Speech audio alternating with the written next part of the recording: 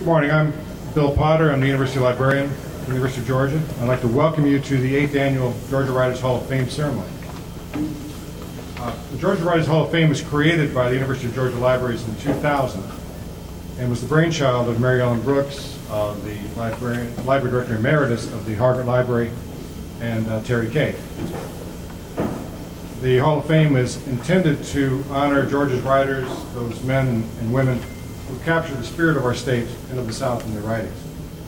The Hall of Fame is administered by the Harvard Red Book and Manuscript Library, which is the foremost Red Book and Manuscript Library on Georgia history and culture, holding over 200,000 volumes and 6 million documents. The Georgiana collection, which is housed in the Georgia Room in the Harvard Library, is the most extensive collection ever assembled of materials written by Georgians and about Georgia. And I'd like to take a moment to recognize Skip Hewlett, who is the head of the Georgia Room, back in the back here, and Dr. Toby Graham, the new director of the Harvard Red Book and Manuscript Library. This year, we honor the Georgia Writers Hall of Fame, as well as all Georgia authors. The governor's proclaimed March as Georgia Writers Month, and the proclamation, which he issued, is on display here. It encourages Georgia citizens to discover and cherish their literary tradition and to take time to read books by Georgia authors. And I invite you to take a look at this proclamation. I won't read it, but I invite you to take a look at it. I'd now like to recognize the Board of Judges of the Georgia Writers Hall of Fame and ask you to stand. First, our First Lady, Mary Adams, right back here. Peggy Gallus, a great friend of the library from Athens. Peggy. Dr. Toby Graham, the director of the Harvard Library. Julie Hunt. We're here. Julie is a past member of the Board of Regents. Michelle Knox. I don't think Michelle's here yet. Nicole Mitchell. Nicole? Should be looking over here. Director of the University of Georgia Press. Dr. Hugh Rupersberg, back here, who is the Associate Dean of the Franklin College of Arts and Sciences. Dr. Farrell Sams, a renowned author and recent inductee. Professor John Insco, Professor of History and the editor of the New Georgia Encyclopedia.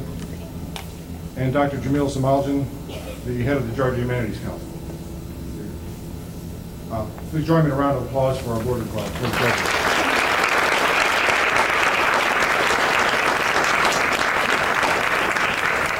There were several members of the board who could not be in attendance. Dr. Stephen Corey, the editor of the Georgia Review, Mr. Sidney Samuel Thomas, Jane Wilson, and then the two recent inductees, Ann Rivers Siddons and June Bailey White, could not be with us today. Finally, most important, I'd like to extend a very warm welcome to our newest inductees and their family and friends, who you'll be meeting shortly. But I just, again, want to ask you to stand up. I just want to acknowledge the family and friends of Raymond Andrews, the family and friends of Robert Birch, Dr. Coleman Barks, and Dr. David Bottoms. Before we get started, I want to pay tribute for a moment to Dr. John Stone, who was a 2006 inductee into the Georgia Writers Hall of Fame. Dr. Stone passed away in November of 2008. He was a wonderful poet, a caring physician, and a great man, and he will be missed.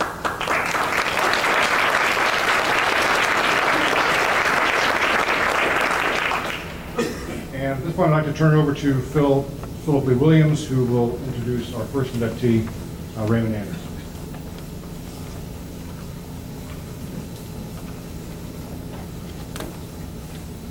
Thank you, Bill.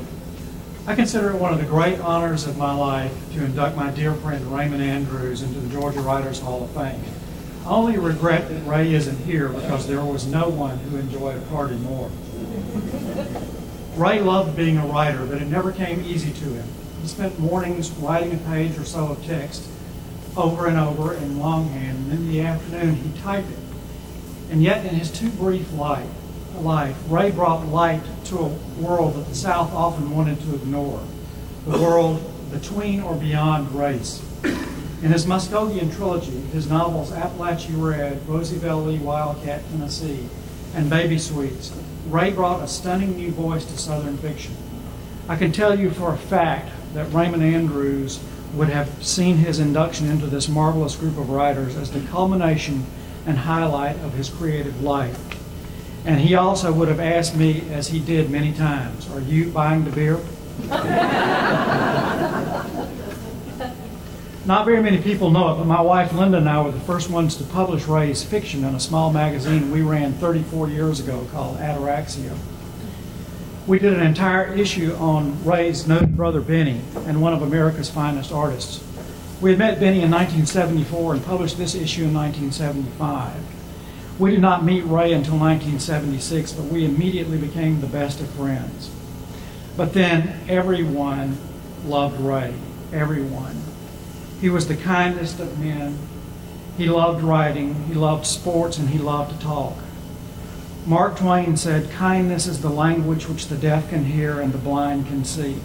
And no one embodied that ideal more than Raymond Andrews. In those early days, neither Ray nor I had published much. He had scored one huge success, an essay published in Sports Illustrated of the time when the game of football made it to the small Morgan County community where the Andrews family lived. I was a journalist who had published some poetry and co-edited a small magazine, and he worked in the city on a day job. Both of us wanted in the worst way to be published authors. Ray didn't know about how to make it happen any more than I did. In 1962, when William Faulkner died, Ray assumed, as he said many times later, that there would be, quote, "an opening at Random House." So he got his novel together, and he swore that there was a postman inside the mailbox who beat him back to his apartment with a returned manuscript. Raymond Andrews was not the kind to give up when Random House said no. In fact, we had a chunk of Appalachia Red ready to publish in Ataraxia when in 1977 the phone rang one night, and it was Ray telling us that we couldn't publish the excerpt. "Why not?" I asked. "Because Dial Press just bought it," he said. I let out a scream that brought my wife running to the phone. She must have thought someone had died. Appalachia Red tells the story of a large, red-skinned black man who changes everything for African Americans in the small town of Appalachia, which is based on Madison, which is my hometown and was of Ray, Benny, and all the highly accomplished Andrews family.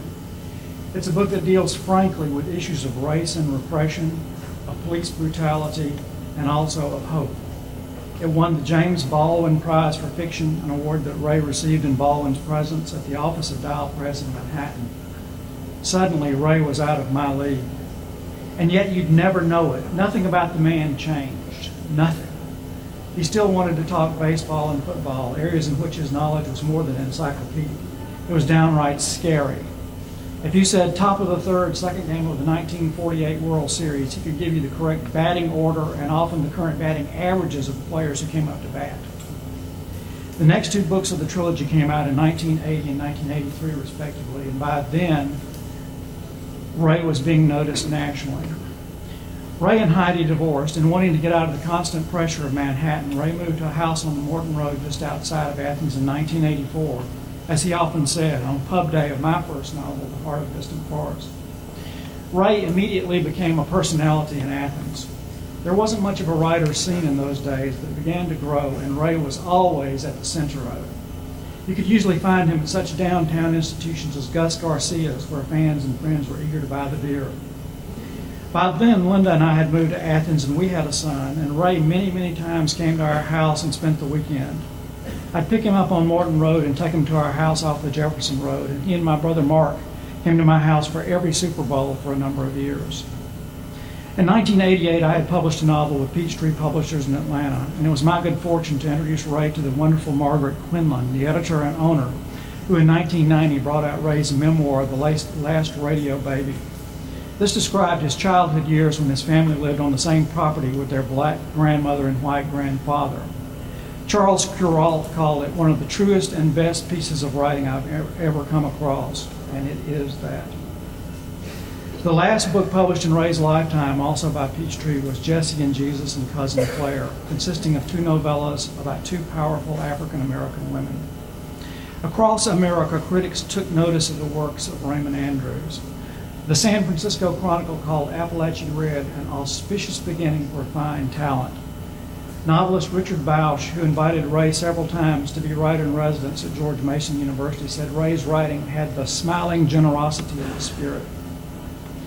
Though Linda and I may have been his oldest new friends in the South, Ray made friends so fast that after his death I found many, many people who described themselves as Ray's best friend. And they were, every last one of them, because Raymond Andrews only made best friends. To him, there was no other kind. The last summer of Ray's life, I was busy preparing for a new book and a new daughter, and we didn't see each other much. In fact, the last time I saw Ray, oddly enough, was in New York City, where I'd gone for the American Booksellers Association convention. I didn't know then what a bad time Ray had been having, worried about his health and other things. Writing had become difficult for him. He was there to promote Jesse and Jesus and Cousin Claire, and I was there to promote a book and meet my new publisher, Random House, which had finally found an opening for one of us. The crowd of us from Peachtree Publishers had dinner in Manhattan and then walked back south to the Penta Hotel across from Madison Square Garden, where many of us were staying. Ray tried on the way back to talk me into going for drinks to O'Reilly's, an Irish pub in which we'd drunk too much more than once in the past. I should mention that Ray spent every summer back in New York during his Athens years. But I told him I was exhausted and I'd see him back in Athens in a few weeks. We shook hands on the sidewalk, and I had no idea that I'd never see him again. Though he meant it differently, I often think of something Dr. Martin Luther King once said. He said, "In the end, we will remember not the words of our enemies, but the silence of our friends." The silence of Ray's loss has remained hard for all of us who loved him. Why this warmest and most talented of men took his life is one of those mysteries that in the end cannot be entirely understood.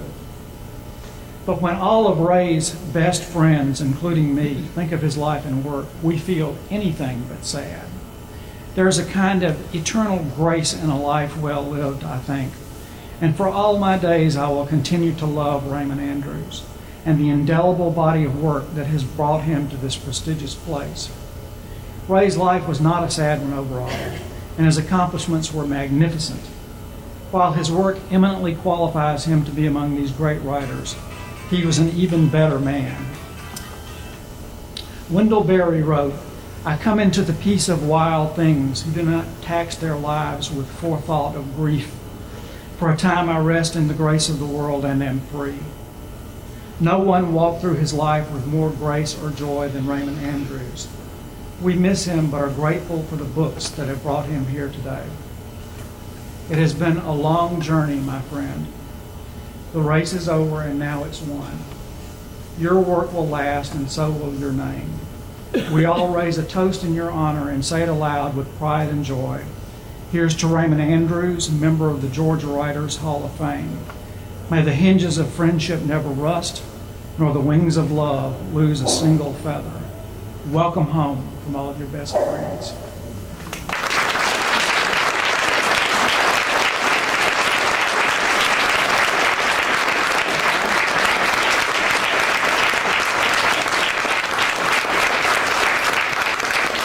And will the family members who are here to accept the induction plaque join us? Okay, thank you so much. Wonderful. Thank you.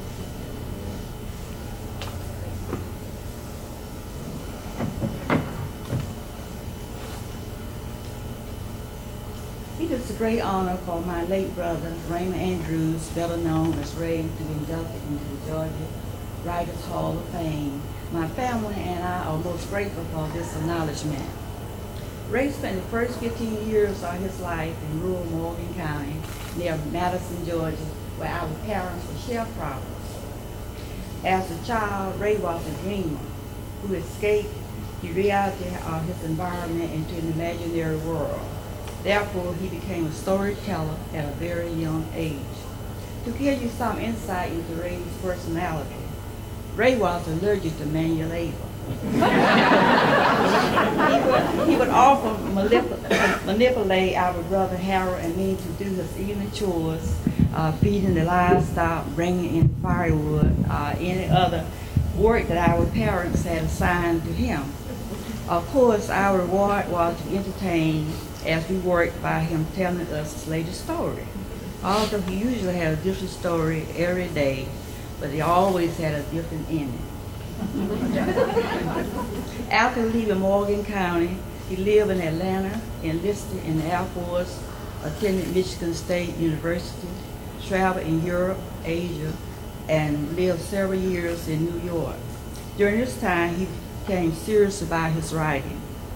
He drew on his personal experience of writing about the culture of the South, mostly how the culture evolved. Fortunately, he had retentive memory. Several of his characters were composites of people whom he had known as a youth. In 1984, he returned to Georgia, living here in Athens, where he began to write on a full-time basis. Ray never completely left the South. His thoughts, his heart, his spirit had always been here. In spite of the problems that he experienced as a youth in rural Morgan County, he loved the people, his southern hospitality, the red clay, and what he dreamed of the South becoming one day. Although Ray is no longer with us, I believe in my heart that his spirit is in our presence. Thank you.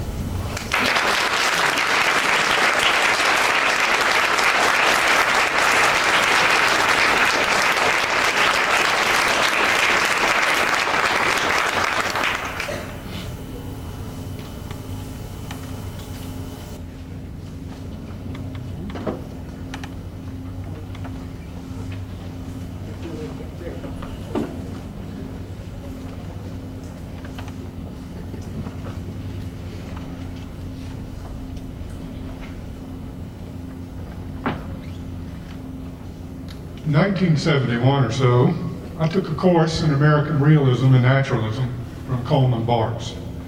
This was one of those courses a student always remembers.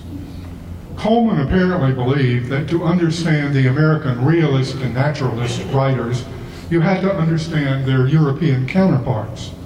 So in this American literature course, we read Flaubert's Madame Bovary, Turgenev's Fathers and Sons, and Tolstoy's The Death of Ivan Ilyich. We also read Henry James' The Turn of the Screw, and I remember the consternation I felt when Coleman led a discussion in the class about how the ghosts in that story were actually projections of the governess' imagination. I always thought they were there. This was a really good class. There were a lot of fine students in the class. There was much discussion and disputation about the works we studied. The best student in the class was Coleman Barks. He presented the reading of literature as a constant process of discovery, of wonderment. He wanted to share those emotions with the class to invite us into the process. Discovery and wonderment, these are, I think, among the basic activities and feelings that Coleman reflects in his own poetry. Because he was my teacher and colleague, and because he's a poet whom I admire greatly, I'm pleased to have this opportunity to tell you a bit about his life and his work. Coleman Bryan Barks was born in 1937 in Chattanooga, Tennessee. His parents were Elizabeth Bryan and Herbert Bernard Barks. His father was the headmaster of the Baylor Schools in Chattanooga for 35 years, I think. Coleman attended the University of California at Berkeley and earned his PhD in English and creative writing from the University of North Carolina at Chapel Hill. He came to the University of Georgia in 1967. There were many good things about the English department at UGA in those days, but I suspect that Coleman brought with him a much-needed breath of fresh air. He taught in the department for 3 decades, courses of modern poetry and creative writing, and retired in 1997 and is now Professor Emeritus. For more than 40 years, Coleman Barks has been producing excellent poetry of the first order. I would say some of the best poetry written in the American South, but although place and region are often evident in his poems are not limited by geographical or cultural boundaries. His poems are about being alive in the contemporary world, with all that that means. He is an oracular, celebratory poet. He is one of the very few poets I know who can write genuinely comic verse, and no one writes better poems about children than Coleman Barks. He is especially good as a narrative and contemplative poet, writing about experiences, people, and contemporary situations. He has a remarkable capacity for taking a small moment and expanding and illuminating it so that it takes on tremendous emotional and intellectual resonance. Coleman's first book of poems was The Juice, published in 1972. It was followed by two chapbooks, New Words in 1976, and We're Laughing at the Damage in 1977. His next book appeared in 1993, Gourd Seed. The range of subjects and styles in this collection is impressive.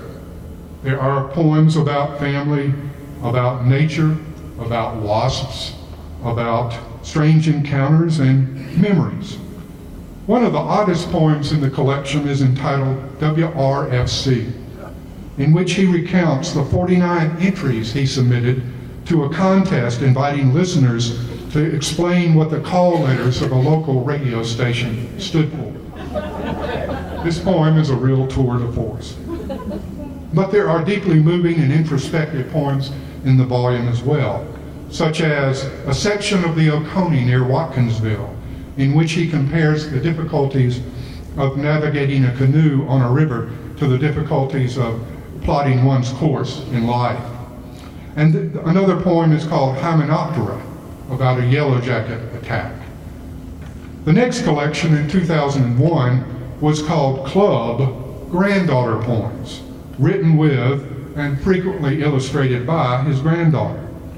Next came Tent Baking in 2002 and Scrapwood Man in 2007. Most recently, Winter Sky, New and Selected Poems, 1968-2008, was published by the University of Georgia Press.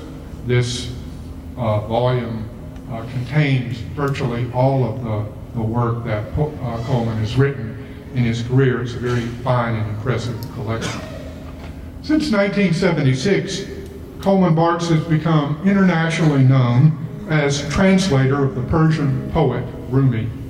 He has published a number of volumes of Rumi translations, the best known of which is The Essential Rumi, which appeared in 1995 and became a bestseller. Do I need to tell you what it means to say that a book of poems became a bestseller? Other volumes include such titles as Rumi, The Book of Love, Open Secret, Rumi, Bridge to the Soul, and others. These are not simply word-for-word translations. Barks takes what he calls literal scholarly transcriptions of Rumi poems and rewrites and reconceives them into what he says, I hope are ballad poems in American English. He seeks to connect these poems with a strong American line of free verse spiritual poetry in the tradition of Walt Whitman, Theodore Retke, and others. Coleman Barks' poetry and translations have been widely published in journals and anthologies, including Ann Arbor Review, Chattahoochee Review, Georgia Review, Kenyon Review, New England Review, Plainsong Poetry, Rolling Stone, and Southern Poetry Review. A selection of the Rumi translations was included in the 7th edition of the Norton Anthology of World Masterpieces, which students across the nation study. He was recognized with the Southern Literary Review Guy Owen Prize in 1983, a Pushcart Writer's Choice Award in 1984, and the New England Review Breadloaf Quarterly Prize for Narrative Poetry in 1985. In 1999, Bill Moyers devoted an entire hour of his PBS series, The Language of Life, to Coleman's work on Rumi.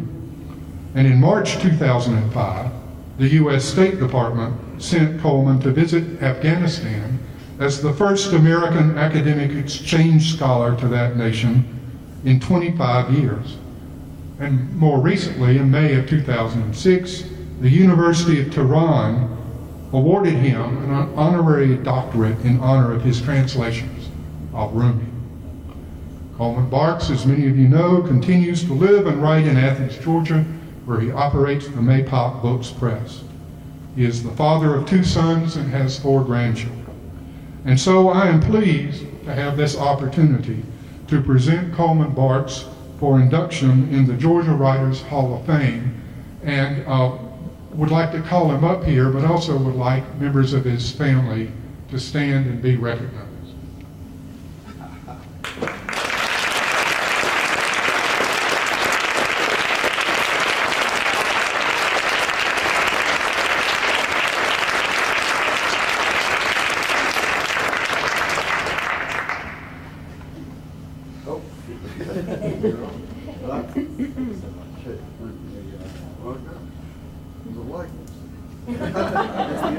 Would you hold that for me? I guess the overriding emotion for the rest of my life will have to be gratitude, because I'm very thankful for everything, and particularly for this award and for y'all taking some time out of a beautiful spring day to come here. I want to make some remarks and read some poems. Here's one of my own. It's called Extravagance. It is a huge extravagance. Hiring a car to get home, the final 67 miles, having missed the last shuttle from the Atlanta airport to Athens by 5 minutes. So I enjoy it, napping or nearly napping on the middle van seat. It is a raining February night. A cheerful Ethiopian man is driving, steady and very fast, passing the trucks with their vast sleeping compartments behind the cabs, spaceships. It feels like I have not watched traffic sideways since I was a child, at 70, going 80, 85. The drips on the side windows do their slow slide toward the rear. How can that be? What is the physics of such slowness?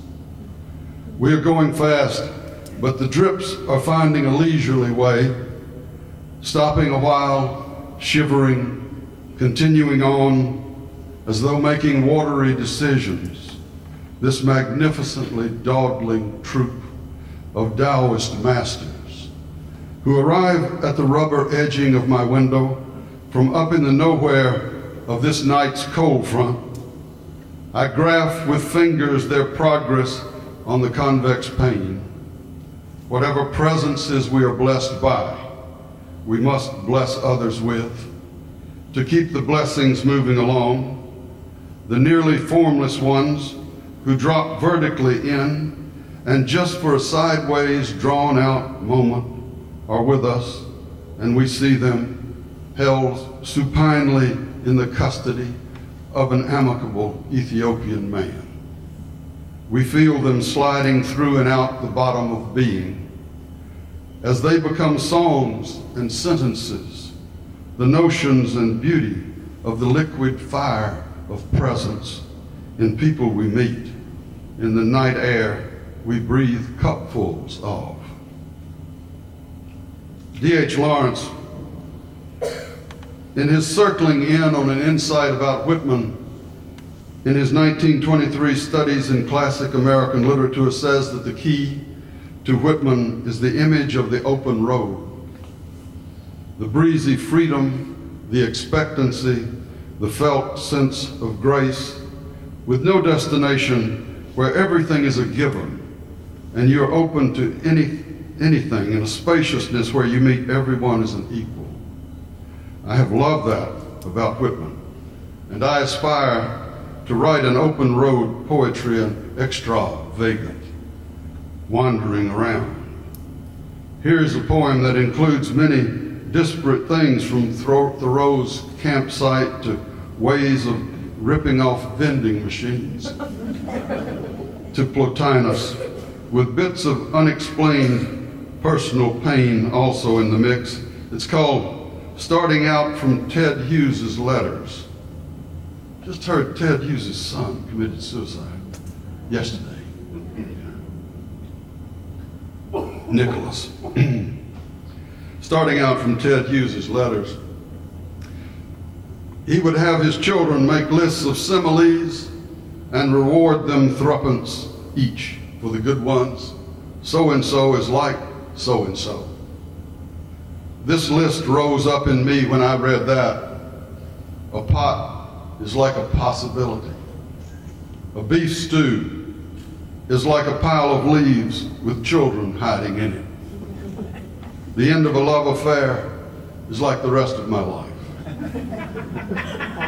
That's not supposed to be funny. I guess it is.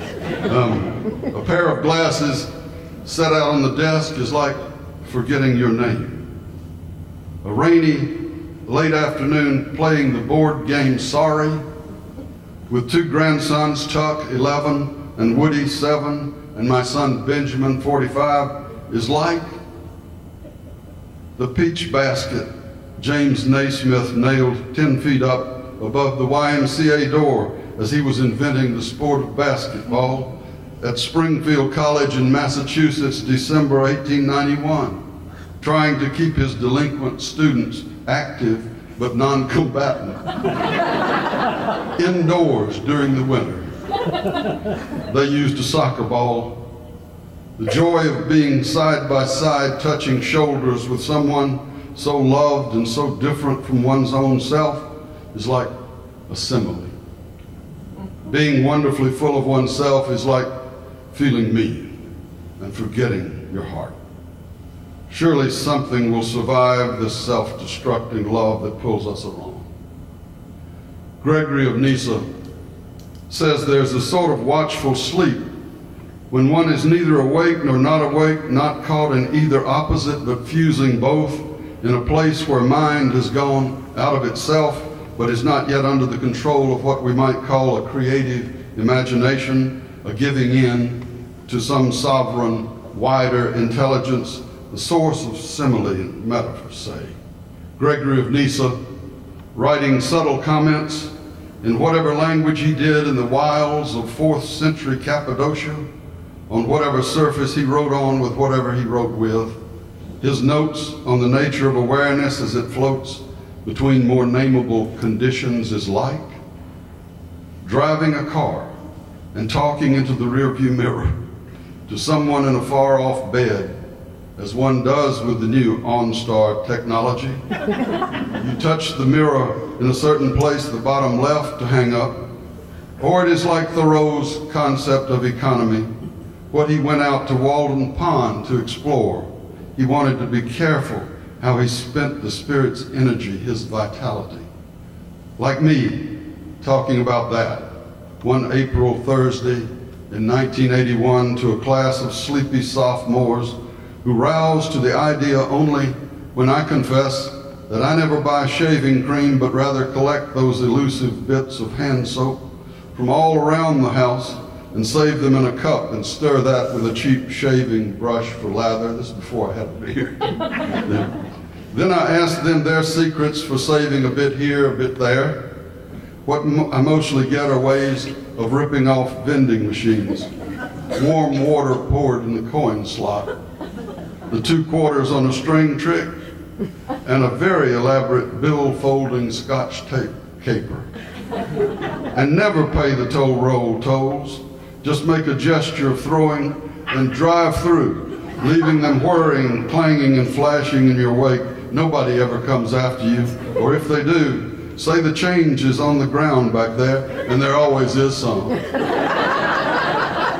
Where are these clever petty cash schemes leading? What are they like? Like something decided on, a cleared off campsite on the forest floor, a starting out place in Plotinus. These gargantuan Barnum and Bailey skedaddling similes, their missing partner is Plotinus. Because that master said in Greek, in the bright sun of Alexandria, playing. The power of growth in plants, in the ground itself, and surely in us, is a form of play and of being sincere too. All motion, even the movement of this sentence, leads us playfully and painfully for some toward contemplation, those quadrants of sky the soul aspires to. And what is this contemplation?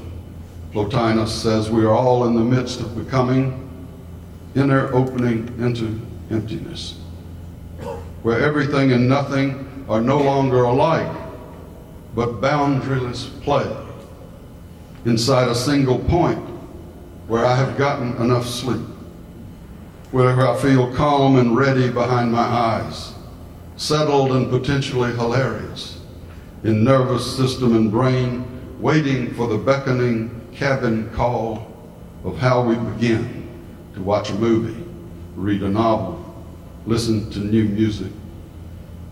In the front yard lives the oldest thing around, a white oak that I used to say is my love for the world, that I now would just call love as it is, belonging to nobody, no metaphor, the very.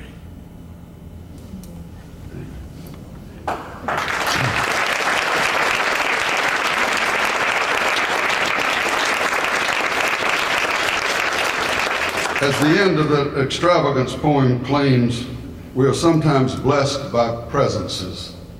Surely one of the reasons we read is to be blessed by presence.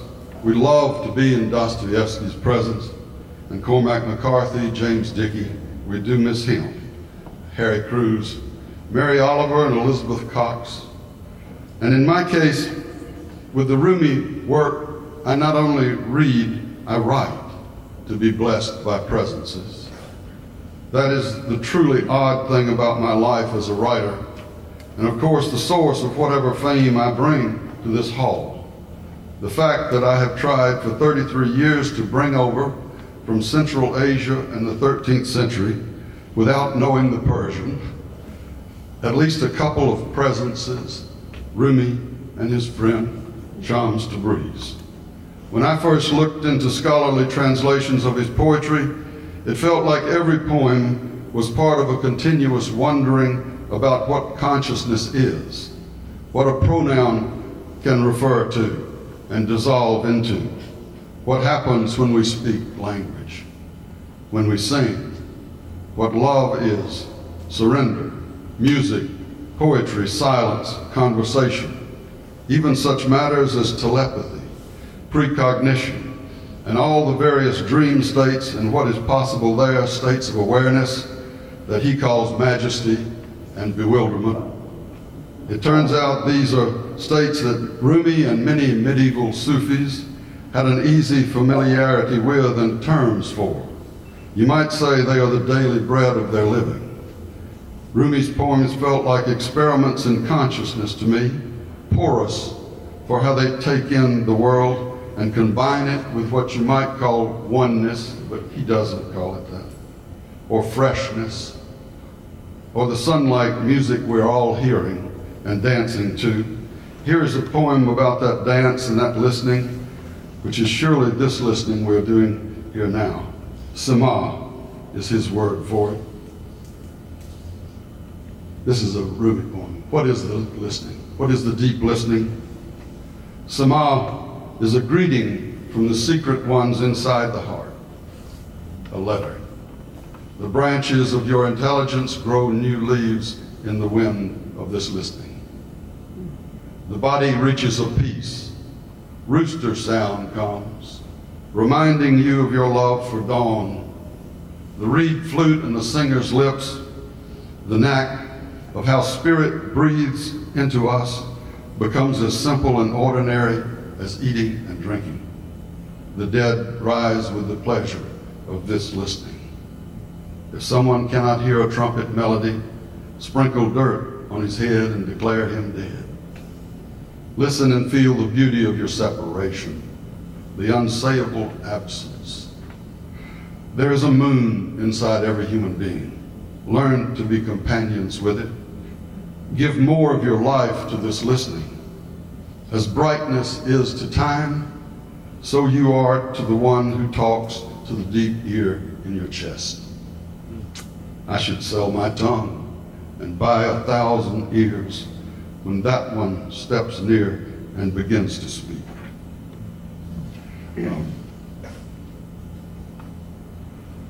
I want to end with a point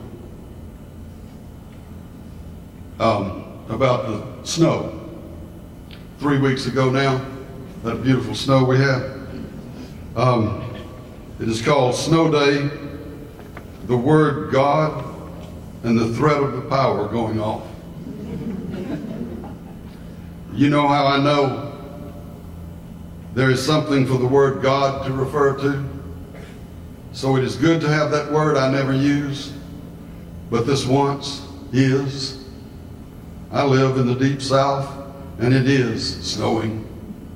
March 1st, 2009, 4:30 in the afternoon, my face looking up into it, big flake, slow, everywhere snow. 4 inches crunchy, 4 inches in the air, so silent, there's more. I just came back from the Waffle House.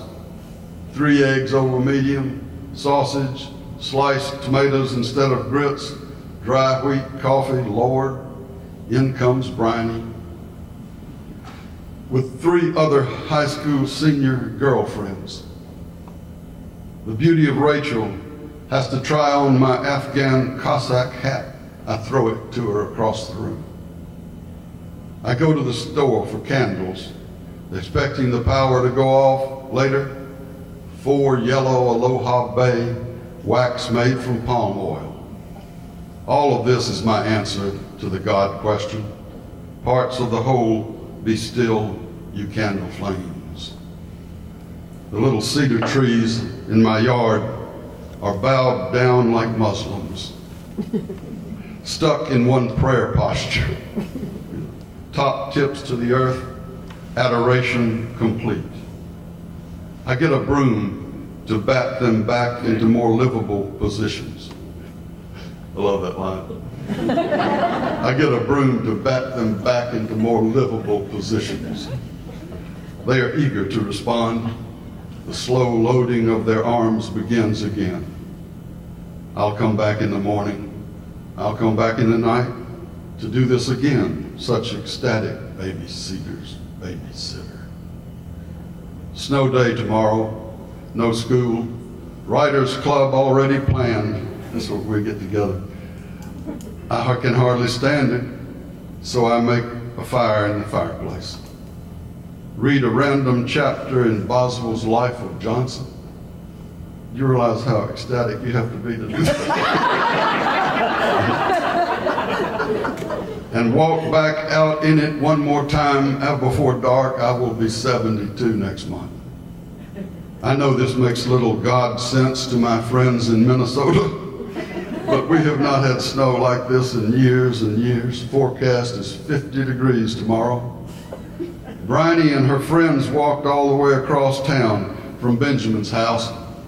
Everybody outdoors equally wealthy. So 'tis with sentimental liberalism, with radiant health so fragile, with changeable love, with stronger and stronger love. Just here, I do swear it, the power blinks off, back on, now off for good. I shall finish this in the early 19th century, burning palm wax with candle-lit, handwritten script. I bend to light the chemical log that will light the red oak, and realize these are the Maypop matches Cole saw somewhere and bought me for Christmas. Maypop flowers on the box, no writing, long wooden matches like I love. That is what I call deeply thoughtful. And then there's Bryony again. Another day, walking out to a restaurant with her boyfriend in just sandals in the snow. Benjamin is calling after her with shoes. I will learn my lesson. Isn't that brilliant? She says, I will learn my lesson, she said, barefoot in the snow. I bow with the snowy cedars again to touch the ground for that, and stay there touching the cold, cold, as though stranded in some station of the beloved, which I am. Enough for now. It has stopped snowing, and the power is back on. My mother.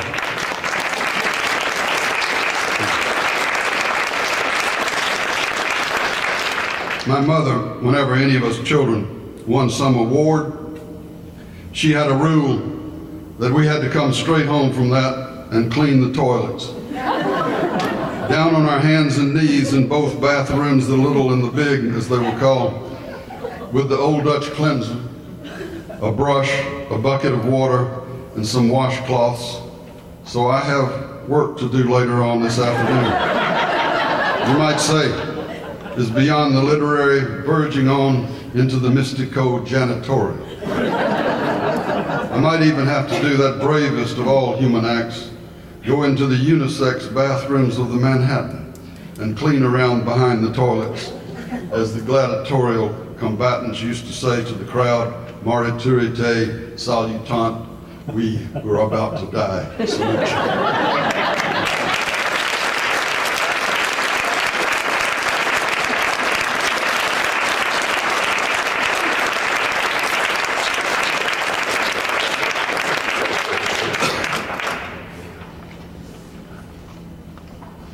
Mark Twain once observed that he did not believe introductions were necessary, but if people insisted on hearing one, he'd prefer to give it himself.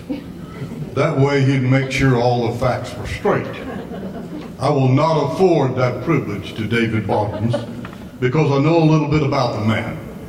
Asked to declare himself, he would likely raise his hand and salute and then sit down. It's not that he's shy or overly modest, but he does have a way of keeping things in perspective. And it's my guess that his pleasure in his work is the work itself. The accolades are a nicety, a good feel afterglow. Given his brothers, David would take the words of his work over the wordy praise of his peers. And he's had his moments in the sun, as we all know. Poet Laureate of Georgia. Has a great sound to it. Winner of the Walt Whitman Award of the Academy of American Poets. Recipient of a Guggenheim Fellowship and a National Endowment for the Arts Fellowship.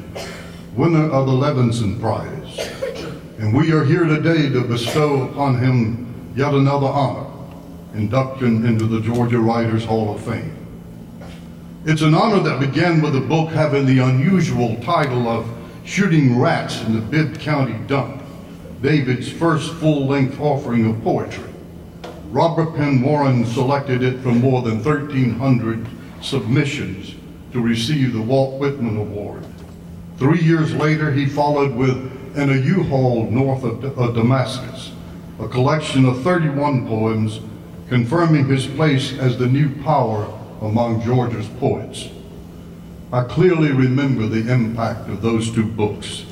Up there with Dickie, people said, and the agreement was like an echo. Yes, yes, yes. In that time, in Georgia, you could not receive higher praise. Under the Vulture Tree, a collection of 30 superbly crafted and distinctive poems that added greatly to his stature as a poet, followed in 1987, the same year of his first novel, Annie Cole Jordan. There were those of us who wondered how he would fare as a writer of prose after dazzling us with poetry. He did not fail, though he does not think of himself these days as a writer of fiction. His story of the troubled and, to me, melancholy Billy Parker ranks with the best of Georgia literature over the last quarter century. His second novel, the equally accomplished Easter Weekend, was released in 1990.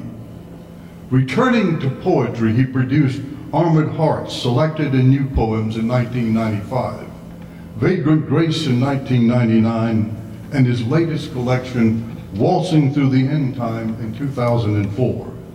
He also provided the narrative for Oglethorpe's Dream, A Picture of Georgia, released in 2001. He's been featured in such publications as The New Yorker, the Paris Review, The Atlantic, Poetry Magazine, Harper's. His work has appeared in textbooks and in more than 24 anthologies. Those who read and praise him find his writing to be both tender and muscular, simple yet soaring. But David Bottoms has done more than write poems and prose. Earning his undergraduate degree from Mercer University, his master's from West Georgia College, and his PhD from Florida State University, he is a professor of creative writing at Georgia State University, where he holds the Amos Distinguished Chair in English Letters. And he is also the co-founder and editor of the highly praised literary magazine, 5 Points. Over the years, I've heard tales of his popularity as a teacher, but one lament from a former Georgia State University student confirmed it for me. The student, wanting to be a novelist, tried 3 times to get into David's class, but failed to make it. Out of despair, he finally changed his major. All of this says that David Bottoms is an accomplished man. But let me skitter a few more facts across the pool of his life. Facts that have little meaning unless you are a Mark Twain or a poet, a person who sees something in everything, someone whose DNA is in fate as much as it is in chemistry. He was born on a Sunday, September the 11th, 1949, under the astrological sign of Virgo, or in the Chinese year of the ox. As of today, he has lived 714 months, or 3,105 weeks, or 21,743 days. 2 people sharing his birth date are D.H. Lawrence, born in 1885, and O. Henry, born in 1862, both rather handy with word making. The top songs, I love this, David, when I discovered it. The top songs in the year of his birth included Mule Train and That Lucky Old Sun, both by Frankie Lane. Not to be outdone, Vaughn Monroe had Ghost Riders in the Sky. You remember that one, Phil? Ghost Riders in the Sky. In short, David, you were born in a year when music was as spirited as will ever be. His birth flower is aster. His birth stone is sapphire. His birth tree is weeping willow, the melancholy. And that is what caught my attention when reading all of this. The birth tree, the weeping willow, the melancholy. The person born under the shade of the weeping willow loves anything beautiful and tasteful. He is a dreamer, is restless, capricious, honest, is demanding, has good intuition, qualities that a writer ought to have, qualities that fit the person I believe David Bottoms to be. I've always admired poetry, and I envy those who write it well. I'm proud that in Georgia we have had and do have poets of distinction, many who are in the Hall of Fame. Conrad Aiken, James Dickey, Sidney Lanier, Byron Herbert Reese, John Stone, and of course, those names that we celebrate today. Poetry to me is the ballet of the written word. And that is the reason I am delighted and greatly honored to present to you our Baryshnikov, Dr. David Bottoms. My goodness, this is a lot of fun. What? Thank you, Terry. God bless. I mean, to hear Terry say stuff like that, it's just, what do you do? Oh, thank you for those wonderful words you gave. I wrote something down so as not to appear to be a complete idiot. And I'll just read a few things here. Hall of Fame, my goodness. When I was a boy growing up in Canton, Georgia, I dreamed about being in the Hall of Fame. I can actually remember, this is true, playing in the field across the highway from my house, outlining in my imagination the various courses my life might take to get me into the Hall of Fame. Of course, I'm talking about the Baseball Hall of Fame. And this was a very richly detailed dream of playing second base for the New York Yankees. Chicago White Sox were a favorite team of mine then, and eventually seeing my name on a plaque in Cooperstown, right, hanging beside plaques bearing the name of Mickey Mantle and Yogi Berra and Nellie Fox. Later on, though, when it became brutally apparent that my ability with the bat would never take me to the majors, my dream shifted to the Country Music Hall of Fame. And I went around for years playing my guitar slightly out of tune, dreaming of my marble star, surrounded by the stars of Hank Williams and Lefty Frizzell and Ernest Tubb. Well, it wasn't very long before this dream also faded. But being inducted to the Georgia Writers Hall of Fame or anything like it, and finding myself in the company of this extraordinary group of writers, quite honestly never crossed my mind. Indeed, when I was growing up, very little in my life, or the life of my community, would have even hinted at the possibility of my becoming a writer. As I said a number of times, I think I even said it yesterday, I grew up in a family that didn't read books. Quite frankly, a family that didn't even read magazines or newspapers.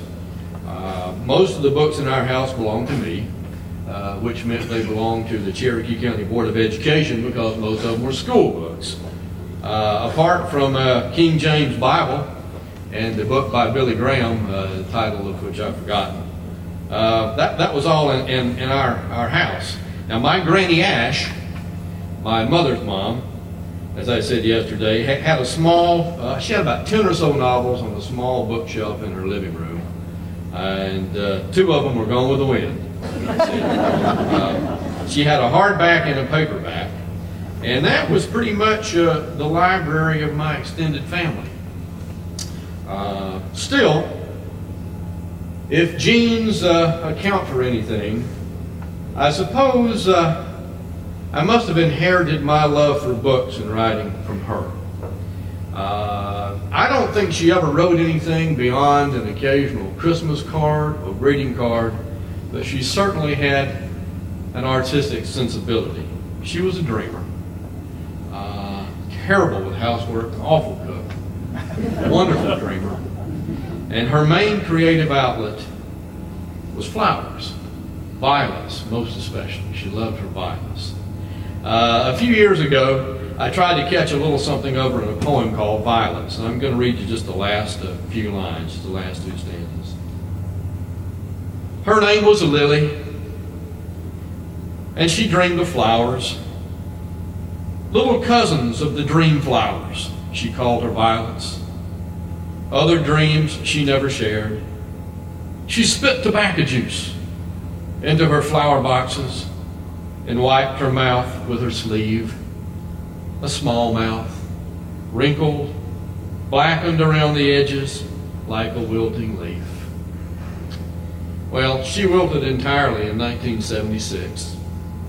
A year or so before I published a poem in a magazine that anybody in Canton, Georgia might have read. And 4 years before my first book came out.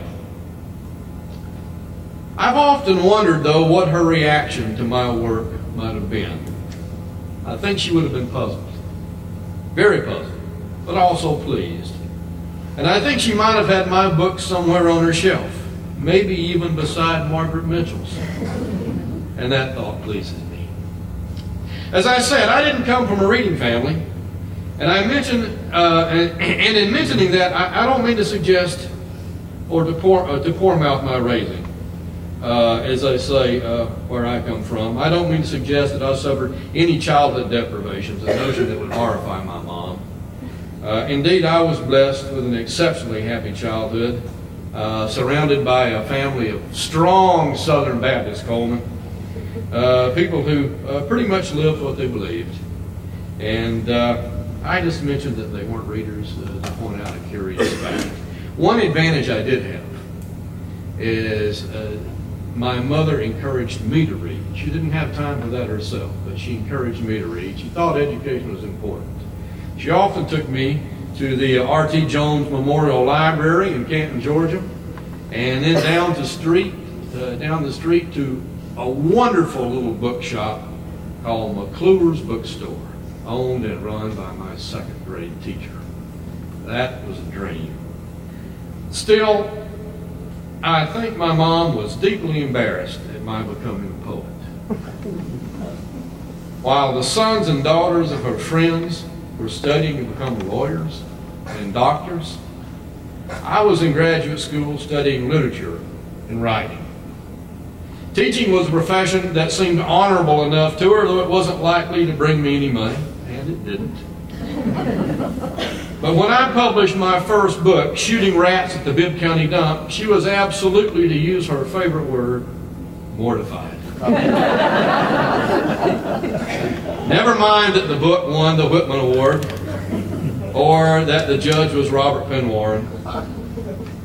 And her mortification deepened when a friend showed her the review that appeared in the Sunday book page of the Atlanta Journal-Constitution. It was, I'd say now, a little shallow, a little mean-spirited, suggested that I was a misogynist. It was illustrated with a drawing of a bottle of whiskey and a redneck leaning against the fender of a '57 Chevy. I believe my mother actually wept. Poetry, she thought, was a practice that would condemn me to a life of a derelict and fill my head with ideas in stark contrast to the truths of my Southern Baptist upbringing. And this attitude became entrenched for several years. But I kept writing, had to, and I published another book, and then another, and one day things got a little bit better. My mother, who was a heart nurse, attended a lecture in Atlanta by Dr. John Stone, a fine poet, wonderful man, we miss him, and an inductee into this Georgia Writers Hall of Fame. And at the end of his lecture, John read a poem or two. I think about his patience, and afterward my mom was so impressed, she found the opportunity to speak with John and to whisper to him that her son also wrote poetry. John, of course, being incredibly generous, a wonderful man, asked for her son's name, and when she told him, he said, "Oh my, your son is a very talented man." After that, writing poetry was suddenly okay. If Dr. John Stone thought there was value in poetry, that was good enough for my mother.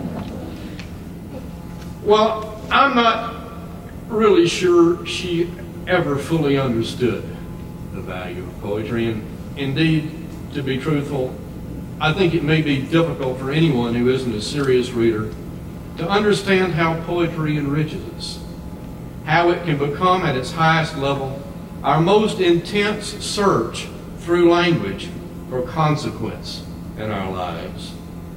The thing I've always found most fascinating about the process of writing poetry is the irony that as the poem is being written, as it's moving out into the world, it's also moving inward and becoming a process of self-examination. And most always, the deep thing the poet discovers is that his or her life is very much like all other human lives. The large message of poetry is commonality. Though the variations are infinite, the general patterns of our lives are very much the same. I read my life in the poetry of Sidney Lanier, Conrad Aiken, James Dickey, Byron Herbert Reese, John Stone, Alice Walker, Coleman Barks, and I read your life there also. Because poetry is simply the announcement of our fundamental humanity, the announcement of the significance of being a human creature at our particular moment, in our particular place. And as such, it's a reminder for us to stay focused in our endless struggle of putting ourselves into the proper relationship with the enduring mysteries.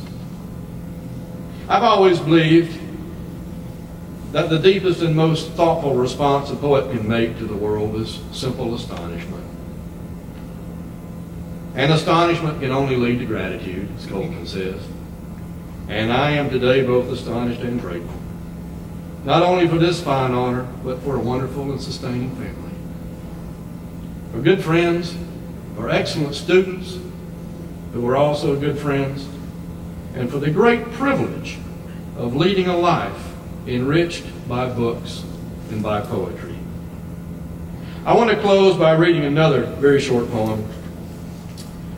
Although it pretends to be a poem about fishing, which I used to love to do, it's really a poem about consequence in our lives. A poem about ambition and vanity and the way those human flaws inhibit our ability to experience the significance of the moment. It's called Allatoona Evening, about Allatoona Lake. Now, the indefinite pronoun reference in the second sentence is ambition. Half a mile through a briar scrub thickening to woods, I've lugged it like a sack of stones, and come to these shadows opening the cove. A John boat waits among the water lilies, restless as wind, a paddle in the bow, as though night were a current to be muscled through. On the horizon, a red glaze still treads water, and in my silence, crickets choir the tree line. Wave after wave, they call me to lay down my anger. And the tree frogs with them, barking out of the needles, the copperheads skirting rushes, sidling into the shallows.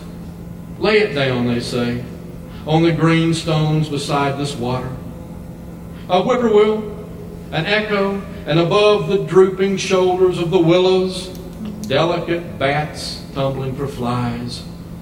Lay it down, they say, your ambition, which is only anger, which sated could bring you to no better place. Nothing is more beautiful than your emptiness, and over the lake, these three stars soaking up twilight. Thank you all very much.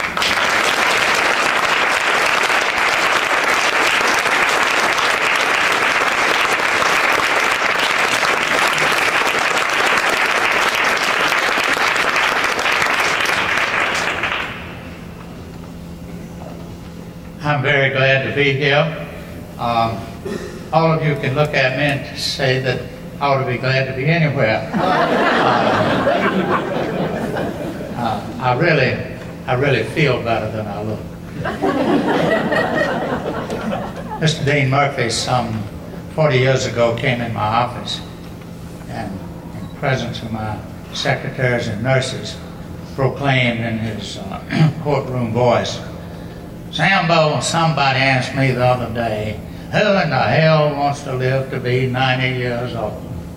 And I looked him in the eye and said, "Any some bitch that's 89.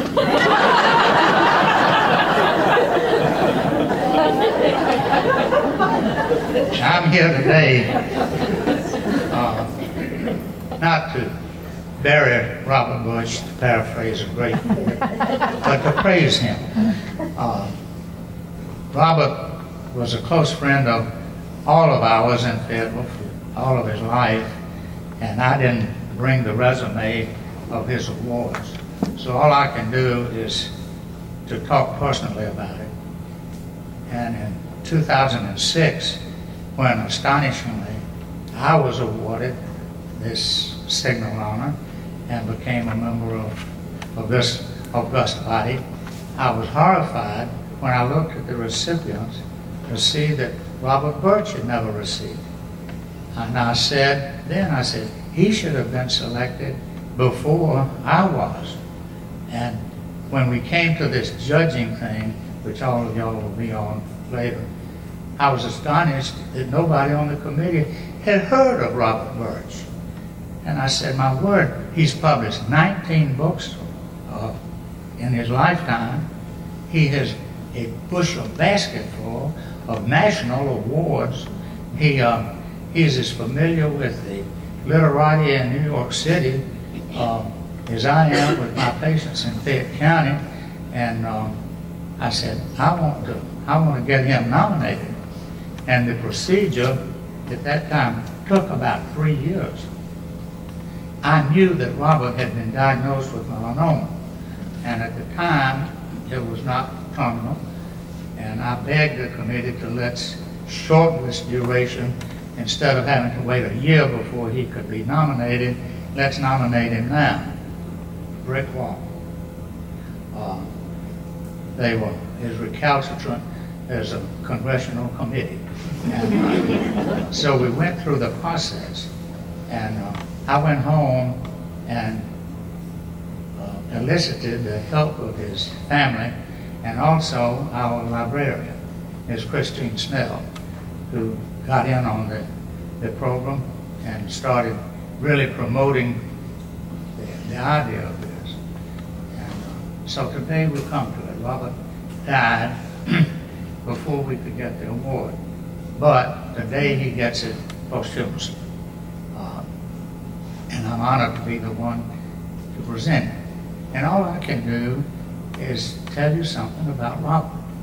Robert was one of 8 children, 2 girls and 6 boys. All 6 of those Birch boys were in armed service uniforms during World War II. All of them came back to Fayette County. All of them lived out their lives there. Some of them still doing it in sort of a meager way. Well, assisted living, that gets meager. But some of them are still extant, kicking around. And the 2 girls have moved out of state, but have illustrious descendants, and all of us are proud of the Birches. But I'll never forget when Robert's first book was published. It was a soppy little thing called A Traveling Bird. But, and you read it and you feel like it was written for 2-year-olds and possibly by a 2-year-old.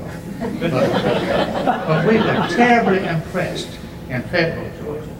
I was there as a newly arrived doctor in my hometown, and all of a sudden we have a son who had been off in New York City, and he had written a book published by a New York publishing house, and we were ecstatic.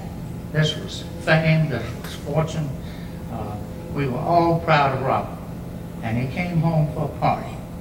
They had it at his brother Ambrose's house, and I went through the line. And I said, Robert, I haven't seen you since I finished high school and went off to college and then the Army.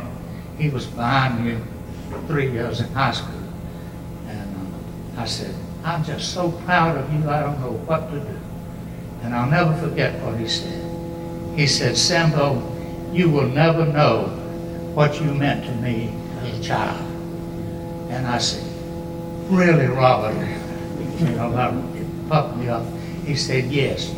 He said, I can remember me and my brother Jim standing in our front yard when you were walking down to the schoolhouse, and Mama saying, Robert, if you don't eat your taters, you're going to look just like little Pharoah Sanders.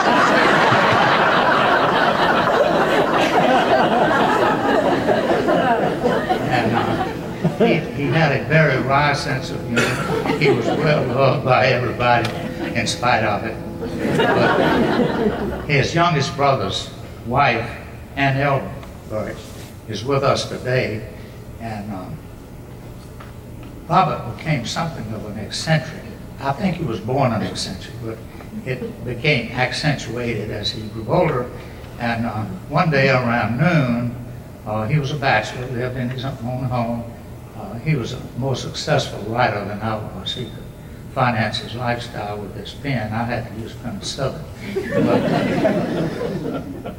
And Elle came in just before lunch, and she said, "Robert, what are you cooking?"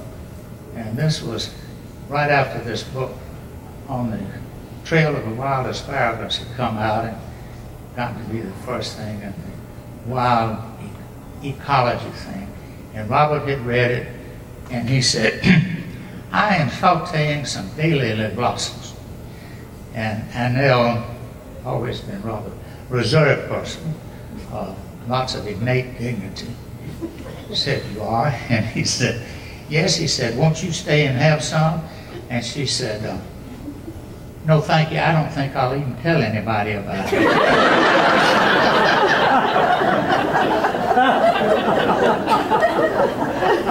Then after Miss Christine Snell got a hold of Robert Birch, and we had a Robert Birch night at the library. And this is the supreme party of all parties. It's a hootenanny, a debutante entrance. It's the absolute epitome of the grandest party you ever saw in your life when Chris Snell puts one on. And this was Robert Birch night. We had all his books on display. We had Robert there. He was having his melanoma at that time, and his time was getting short, but he was having a good time. But Chris Snell, our librarian, and how she has the contacts she has and wields the power she does, I still don't know. But she had gotten the United States Post Office to issue a commemorative postage stamp for Robert Birch with his picture on it and the date and everything. And I'll never forget, we were in the back room before we went out to meet Robert, and his brother Jim, his younger brother, was in there, and I said, "Jim, did you know about this stamp?" And I showed him this thing that Chris has, a great plaque on it, about 100 of them on there.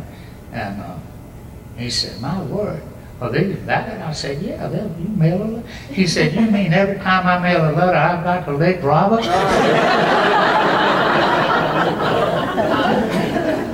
And it's with great joy that I present this award, which is long overdue. And it's a great satisfaction to me to see him restored in the hierarchy he should be in federal Georgia. And I would like for his family and supporters to stand.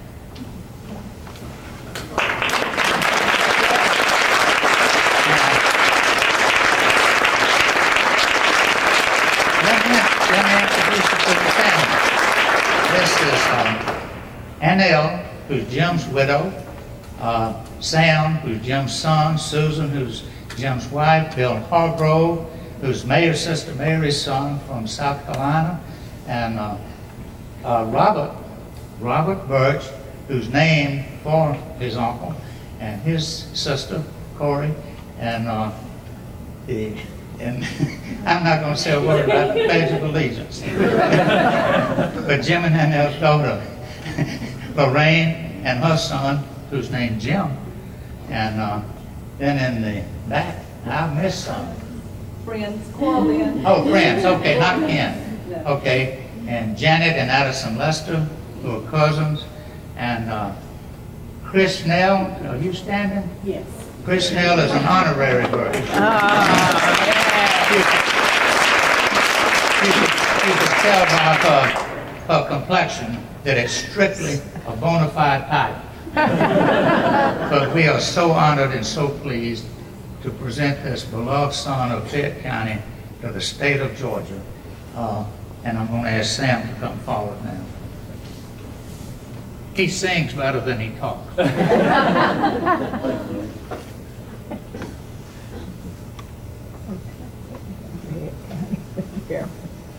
Dr. Sambo is always a hard act to follow.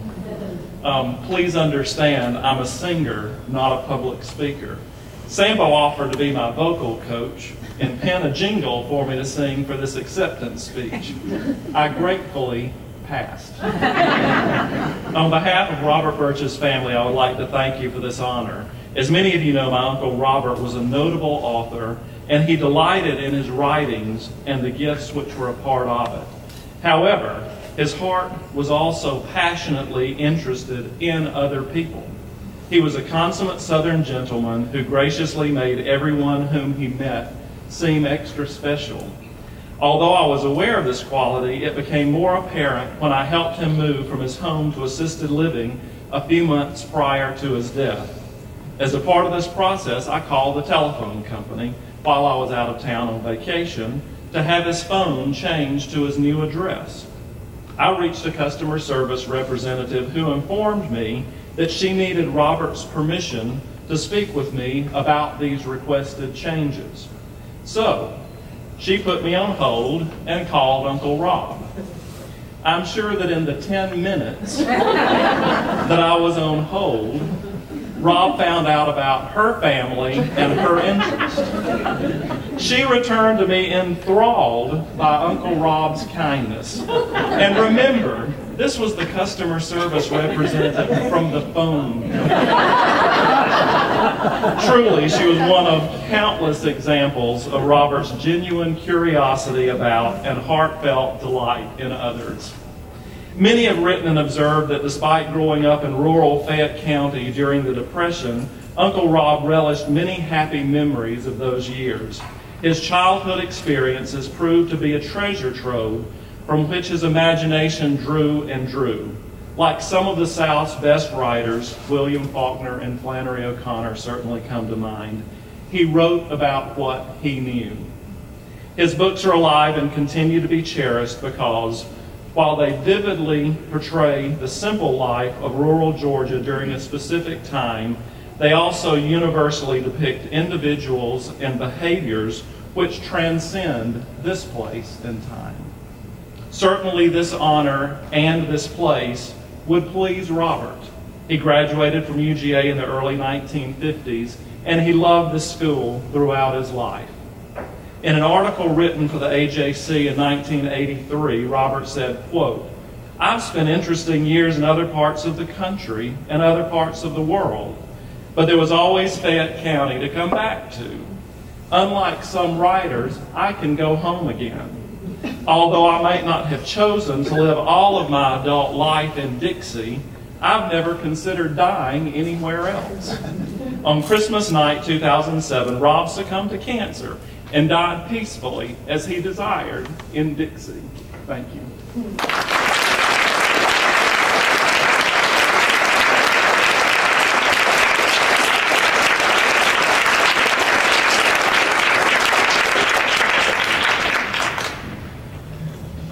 To thank all of our presenters this morning, Philip E. Williams, Drew Ruppersberg, Terry Kay, and Dr. Carl Sampson. And thanks to Dr. Barks and Dr. Bottoms for their remarks, and thanks to the family of Raymond Andrews and to the family of Robert Birch. And I want to thank you all for coming today. I'll remind you that if you need a shut ride back to the parking deck, if you go down to the northeast corner of the second floor, past the coffee shop, there'll be shuttles there to take you back to the parking deck. I rarely pass an opportunity to mention that we are in the process of planning a new building for our special collections libraries that the governor has approved funding for, the House has approved funding for, and now we're waiting for the Senate to approve. And with any luck, we'll be holding this ceremony there in just a few years. But for now, go out and read a Georgia author, and plan to come back next year. Thank you very much.